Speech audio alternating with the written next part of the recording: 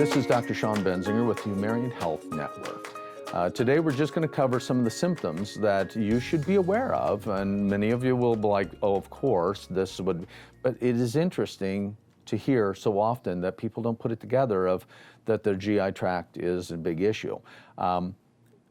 Basically, you have three major parts: a stomach, a small intestine, and then a large intestine. So keep that in mind.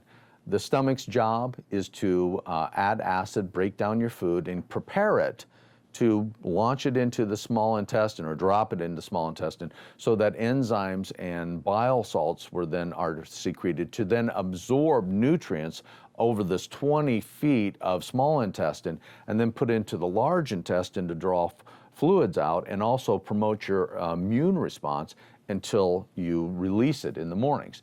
So here's some of the general symptoms that you should actually take seriously and not just say, wow, I popped some Tums, I do okay for a little while. Well, guess what? If you're popping Tums continuously, you've probably got an issue.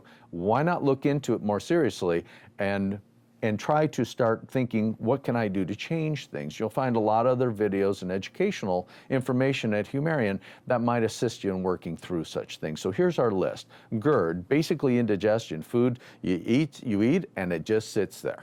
And that's something that you should really consider as a problem, because that means you're not preparing your food for digestion, first of all. Number two, just bloating itself.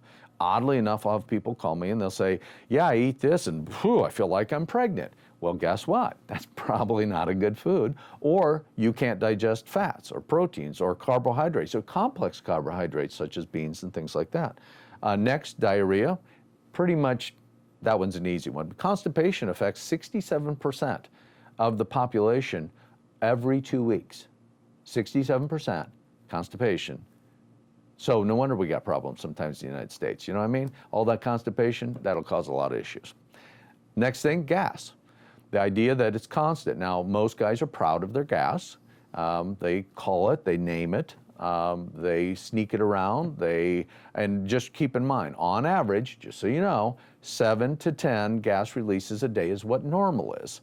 So if your wife says you should have none, she is wrong. It is okay to have a little gas because that's a normal production. But beyond that, or extra harsh smells, should be something you should consider. And then one thing that most people don't think about is a weak immune system is related to your gut, most primarily first, because 80% of it's produced there. That's probably one you didn't expect, but something to consider.